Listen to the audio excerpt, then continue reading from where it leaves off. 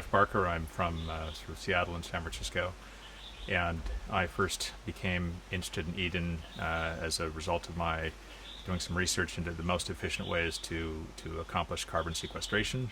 There's been a lot of talk about different technologies, and after reading a lot of papers and looking at a lot of the alternatives, I concluded that actually trees are in fact the pretty good way to do it, in fact the best way to do it. And then I found Eden when I was searching for different reforestation projects.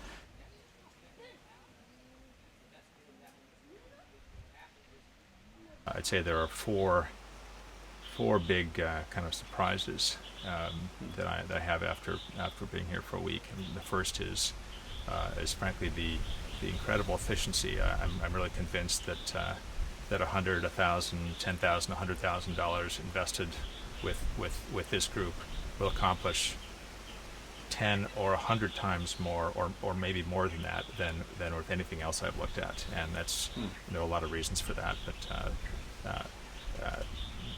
really they're a function of just the energy, the scale, the creativity, the problem solving. So the second is the scale. It's one thing to talk about planting 20 million trees, but that's sort of an abstract number. Nobody can really visualize what that is. Mm-hmm. But when you see a nursery with 800,000 seedlings, and you realize there are many, many more of them scattered across hundreds of kilometers, and that all those seedlings have to be not just packed, but then actually planted in the field, you begin to realize what a vast, vast undertaking that is.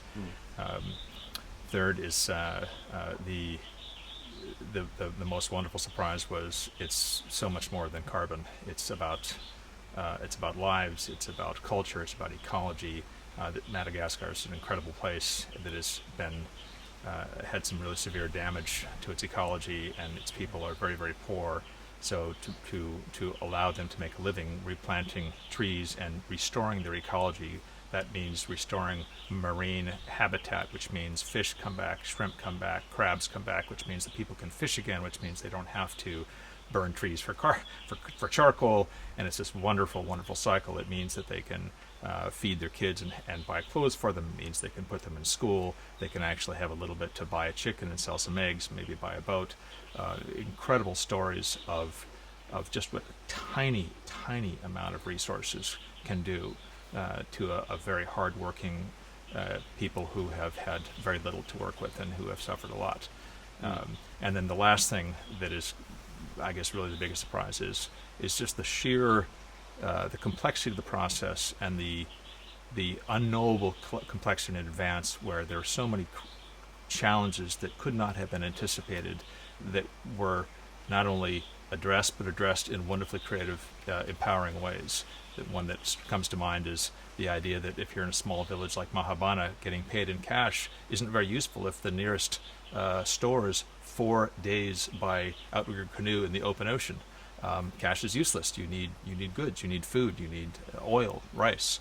And so the fact that Eden then arranged to essentially be the expediter to pay people in goods and then with a balance in cash, I thought was just one of many examples of the creativity and just absolutely hands-on problem-solving skills that these folks have deployed across the organization, not just, of course, not just the Americans, but the Malagasy team, and the unbelievable commitment and passion that is on display at every level of this organization has been stunning.